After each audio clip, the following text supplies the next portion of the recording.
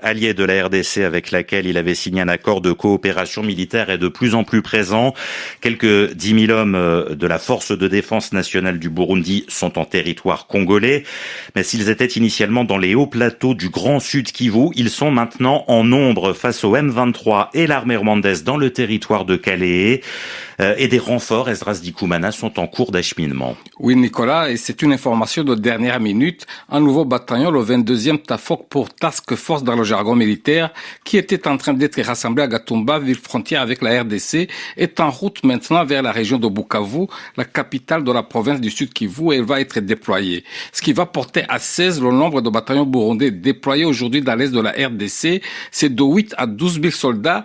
Impossible d'être plus précis selon nos sources, car tous les bataillons ne sont pas composés du même nombre de soldats. Alors 5 de ces bataillons opèrent dans les hauts et moyens plateaux du Sud Kivu. Ils font la guerre aux rebelles burundais.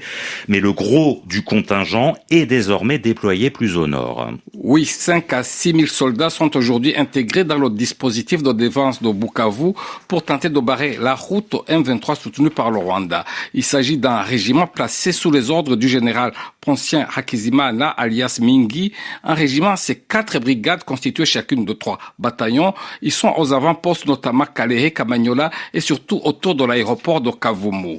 La task force du Burundi, très aguerrie, est essentielle dans ce dispositif selon un haut gradé burundais. Elle a permis, je cite, de retarder, de conquérir par moments des localités et même d'infliger de lourdes pertes à l'ennemi M23 et rwandais dans le nord Kivu. Fin de citation.